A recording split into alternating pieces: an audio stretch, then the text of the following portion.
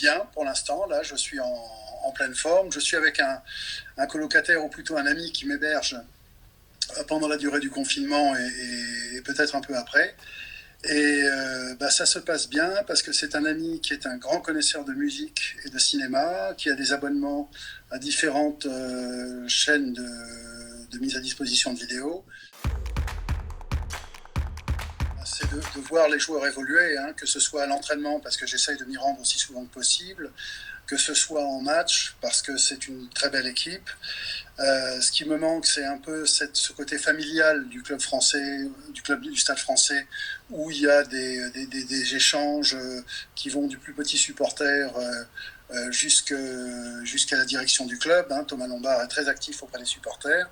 Ce qui me manque, c'est mes amis du Virage des Dieux, que ce soit les dirigeants Franck et Nathalie, ou que ce soit Neil Wright, qui est un ami anglais qui vient tous les 15 jours de Londres pour voir le match à domicile, et des fois à l'extérieur d'ailleurs, que John, enfin tous les amis de la tribune me manquent, ainsi que le contact qu'on a avec les joueurs, qui est extrêmement proche, malgré qu'on soit dans une très grande ville. Je les ai vus. Alors d'abord, on juge sur pièce, c'est-à-dire aux victoires, et elles sont là, elles sont au rendez-vous, notamment une magnifique victoire contre Toulouse à domicile, chez nous, à Jean-Bouin, avec les maillots bleus et rouges. Enfin bon, ça a été un moment extraordinaire pour le club. Je rappelle qu'on a mené 24-0 pendant ce match, même si on a pris 2 essais de Colbé à la fin. J'ai vu à l'entraînement Julien Arias et Laurent Sampéré. Alors c'est le Marseillais qui parle le plus, hein, Julien Arias, qui est le plus bruyant, le plus gueulard, etc.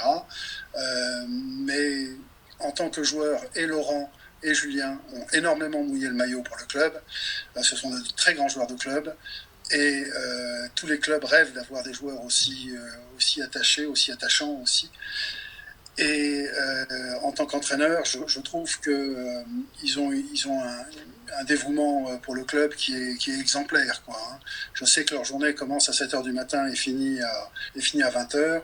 Bon, tous les clubs rêvent d'avoir ça.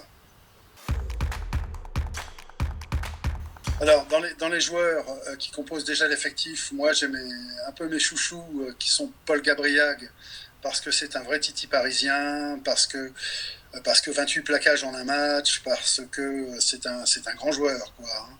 Un international, quelqu'un qui reviendra en équipe de France, j'en suis persuadé. Il y a Sekou Makalou, qui est lui aux portes de l'équipe de France, mais il n'y a aucune raison objective, et le sélectionneur l'a rappelé, de se priver d'un joueur pareil, parce que c'est un athlète extrêmement complet, qui est bon en touche, qui court comme un ailier, qui a des plaquages absolument féroces. Donc c'est quelqu'un qui est précieux pour le club. Il y a un joueur avec qui j'avais une affinité particulière, mais qui a quitté le club.